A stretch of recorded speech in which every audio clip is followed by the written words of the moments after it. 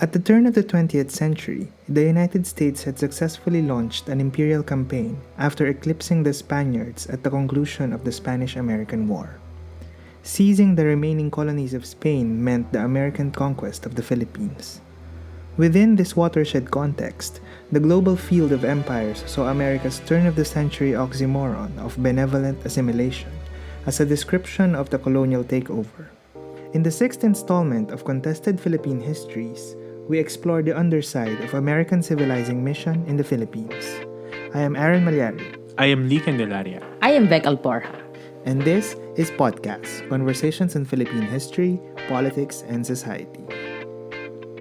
Alright, so after going through the discussion about results, attraction, and the cry of the revolution, we now come to a very important historical period, the coming of the Americans. Yes, and in an episode in our previous season on primary sources, we discussed yung tinatawag ng mga historian na the tragedy of the revolution in 1897 and later on in 1898, things become more complex because of the Spanish-American War. That was the context of which the United States entered the picture. And enter the picture they did. No, after nga matalo ng mga Amerikano ang mga Espanyol sa digmaan na yan, they signed the Treaty of Paris that effectively ended hostilities. But with a crucial provision that had Spain ceding its remaining colonies to the US, kasama na ang Pilipinas. And again, controversial na yan in itself kasi nga the Philippines had already declared independence earlier. And so the argument was, how can Spain give what she does not own? But of course, parang hanggang ngayon, yung mga nasa laylayan ng talo, hindi kasama ang Pilipinas sa mga naging negotiations by the end of the war, which ended up US colonizing us. This was of course the beginning of another struggle for the Filipinos since magkakaroon ng bagong colonial rule. And as we mentioned in the introduction, at the turn of the new century, a new colonial order was unfolding. At very complex na nga itong period na to. For the United States, it was quite hard to actually launch an imperial campaign during this time kasi many Europeans had done it centuries before. And as it was the quote-unquote age of revolutions, as noted by historian Eric Hobsbawm, na describing the latter part of the 18th century to much of the 19th century, profound change in economic, political, social, and cultural thought were also already unfolding. Ganda talaga yung Age of Revolutions na name. Anyway, tama. So, in effect, parang ang hirap nang i-justify na biglang mananakop na naman ang mga tao in an age when people were trying to break colonial chains. But the Americans, in fairness, insidiously found a way to work around it. At dito nga natin makikita yung paglabas ng discourse na tinatawag ng ilang mga historians and scholars na American Exceptionalism. Under this discursive tactic, the Americans sought to present themselves as exceptional, as in iba from the older European empires. Kasi nga, since they were coming in relatively late, the Americans had to find a way to differentiate themselves within, sa tinatawag ni Julian Go na Global Fields of Empires, sa libro nilang American Colonial State in the Philippines, Global Perspectives. At isa sa key primary source that captures the side of American exceptionalism at justification ng American takeover of the Philippines ay ang pronouncement ng then US President William McKinley at ito yung tinatawag na Benevolent Assimilation Declaration. So let's listen to an excerpt. It should be the earnest wish and paramount aim of the military administration to win the confidence and respect and affection of the inhabitants of the Philippines by assuring them in every possible way that full measure of individual rights and liberties, which is the heritage of free peoples, and by proving to them that the mission of the United States is one of benevolent assimilation, substituting the mild sway of justice and the right for arbitrary rule. In the fulfillment of this high mission, supporting the temperate administration of affairs for the greatest good of the governed, there must be sedulously maintained the strong arm of authority, to repress the disturbance and to overcome all obstacles to the bestowal of blessings of good and stable government upon the people of the Philippine Islands under the free flag of the United States. Ayan, no? So, sa isang description sa isang article ni Professor Maria Serena Jokno, sabi niya, ito raw benevolent assimilation ay ginamit talaga ng mga Amerikano to present what they were doing as quote-unquote colonialism with a heart. Kaya siya oxymoron, irony, or kung ano pa man, kasi paano mo masasabing pagmamahal ang pangaalipin? Parang ganon. Tak. Or parang mahal kita kaya kita sinasaktan. Mahal kita, kaya di ka pwedeng lumaya. Okay. Kairita. Na yung sinabi. Anyway, so ayun nga, under disguise of benevolence, the US, throughout their colonial rule, tactically used pronouncements of kindness and altruism, white man's burden, civilizing mission, etc., to mask the brutality and violence of their imperial surge. At in a way, talagang exceptional sila from previous colonizers kasi at the onset, sinabi nila, ang ginagawa nila sa Pilipinas ay tutelary mission. So, hindi forever yung stay nila dito. Yung mga previous colonizers, walang ganong start pronouncement na lalaya kayo eventually. Sa Americans, meron silang ganong claim. Pero syempre, yung tanong, paano at kailan? Agree, no? So, at talagang makikita mo dyan yung strategy ng mga Amerikano pagdating sa policies nila sa Pilipinas. Halimbawa rin, when the Philippine-American War broke out in 1899, the Americans, for example, carefully used words and described what was happening as an insurrection. Kasi nga, a war happens between two sovereign states. So, kapag tinawag din nilang war yun, parang kinikilala nila yung independence natin at umiepa lang talaga sila. Yeah. At makikita rin yung paggamit ng media dyan. Bukod sa words, ang dami ring political cartoons depicting the Filipinos as backward in order to really paint a picture at ikalat sa American public na justified yung civilizing mission kasi even in the United States, mayroong anti-imperialist league na ayaw talaga ng takeover. Dagdag pa, no, syempre, yung mga Filipino, hindi naman nga nanahimik, no? So, bukod sa continuing revolutionary struggles, nagkaroon din ng efforts to call out, ika nga, yung United States, no? Isang example niyan ay itong isang article na lumabas sa North American Review noong 1899 na author ng isang Semper Vigilance, yung pseudonym, na pinapalagay ng marami na si Apolinario Mabini, na talagang basically call out, no, sa disconnect, kumbaga, ng ginagawa ng Amerika sa Pilipinas dun sa pinapakalat nilang character ng society at civilization nila. No, so ito yung isang excerpt. We Filipinos have all along believed that if the American nation at large knew exactly as we do what is daily happening in the Philippine Islands, they would rise en masse and demand that this barbaric war should stop. There are other methods of securing sovereignty, the true and lasting sovereignty that has its foundation in the hearts of the people.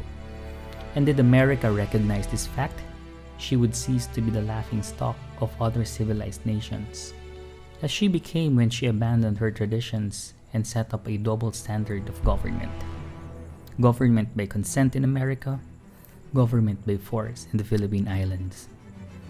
You have been deceived all along the line. You've been greatly deceived in the personality of my countrymen. You went to the Philippines under the impression that their inhabitants were ignorant savages, whom Spain had kept in subjection at the bayonet's point. The Filipinos have been described in serious American journals as akin to hordes of Khalifa, and the idea has prevailed that it required only some unknown American Kitchener to march triumphantly from north to south to make the military occupation complete. We have been represented by your popular press as if we were Africans or Mohawk Indians. We smile and deplore the want of ethnological knowledge on the part of your literary friends. We are none of these. We are simply Filipinos. You know us in part. You will know us better, I hope, by and by. Now, the moral of all this obviously is, give us the chance. Treat us exactly as you demanded to be treated at the hands of England when you rebelled against your autocratic methods. Now, here is a unique spectacle. The Filipinos fighting for liberty, the American people fighting them to give them liberty.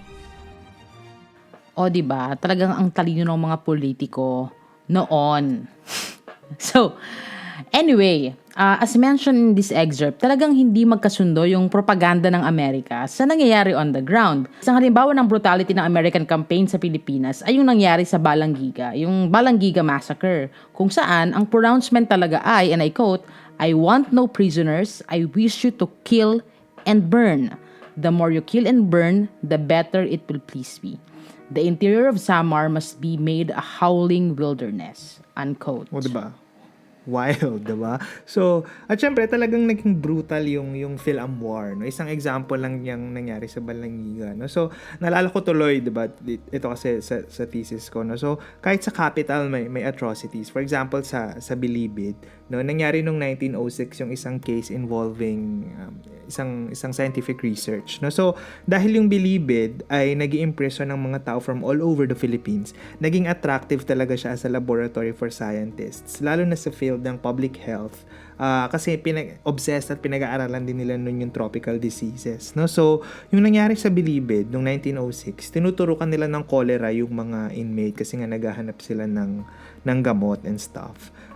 Kaso yung nangyari sa case na yun, contaminated ng plague virus yung tinurok. So ayun, namatay at nagkahawaan yung madaming inmates, 'di ba? So research ethics homes, 'di ba? Grabe yan, ang lala. At syempre kahit sa ekonomiya, ang laki ng epekto ng mga polisiya kasi nakatali yung ekonomiya natin sa United States under colonial rule. At nagpatuloy pa rin yung cash crop economy na nagdala ng maraming problema sa countryside. And there are many, many more examples to cite. Actually, isang example pa na naisip ko, no, how the Americans, United States, and the Philippines destroyed the Philippine forest cover. Kung ikukumpara yung 300 years, more than 300 years ng Spanish colonization sa Philippines, tsaka yung less than 50 years of American colonization, mas grabe pa yung naging damage sa environment nung 50 years lang ng Amerika. And yet, the report of the First Philippine Commission asserts that American control means to the inhabitants of the Philippines internal peace and order, a guarantee against foreign aggression, and against dismemberment of their country, commercial and industrial prosperity. So, 'di ba? Talagang may disconnect between dun sa pinapakalat nilang rason at logic ng kanilang rule dun sa nangyayari na in actual, no? So, at malaki talaga yung impact ng diskurso, may kita natin dito. To the point nga, 'di ba, na may ilang mga claim na minsan hanggang ngayon parang sinasabi na mas mabuti pang naging state tayo ng Amerika. Totoo, at napaka-unfounded ng ganyang mga assertions, no, na parang historically improbable. I mean, it's practically wasting your time thinking of stuff like that because we didn't know because it didn't happen. Ganun natin makikita kung gaano ka-penetrating yung benevolent assimilation discourse kasi gugustuhin na ng iba na i-give up na lang yung kalayaan altogether. At may image minsan ang American colonial rule as progressive in terms of, education, democracy. Sila naman daw talaga yung nagpadala niyan at nagpa-uso niyan dito sa Pilipinas. Pero yung mga ganito, kailangan nating i-scrutinize, Kailangan natin siyang tingnan with grains of rock salt. hindi lang a grain Hindi of lang salt. basta salt. Yeah.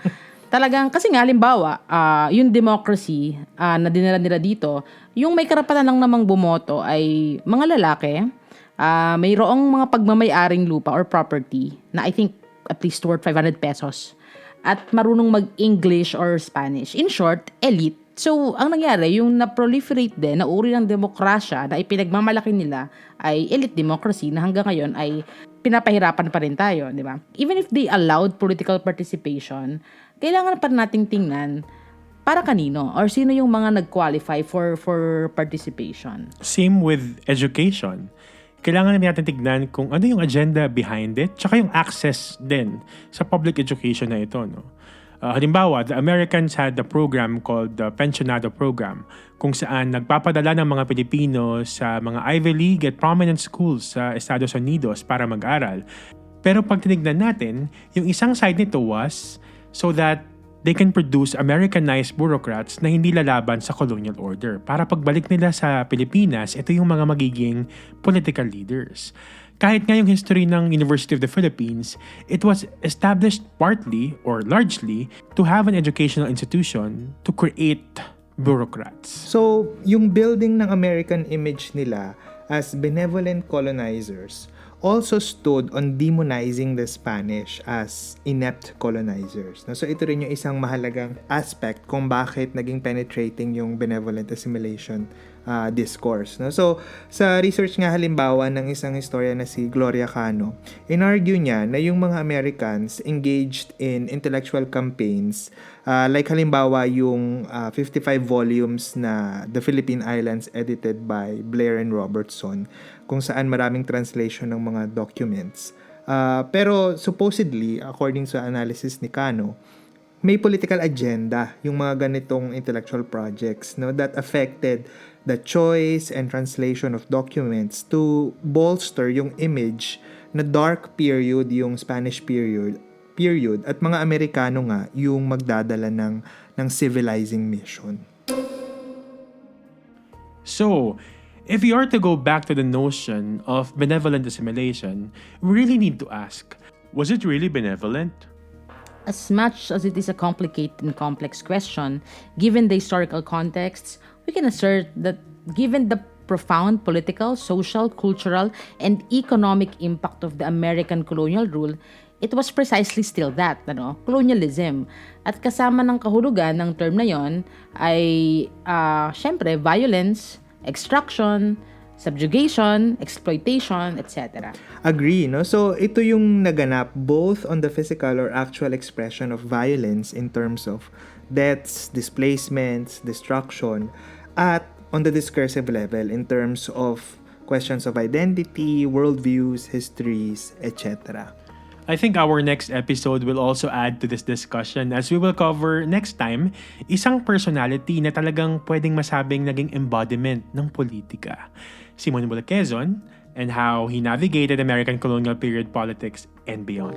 Alright, no? So, that's it for this episode of podcast. Don't forget to follow us on our social media platforms and recommend this podcast to your friends. You may also visit our website, podcast.org, and continue giving us feedback and suggestions. So join us next episode. Thank you very much for listening and have a good day.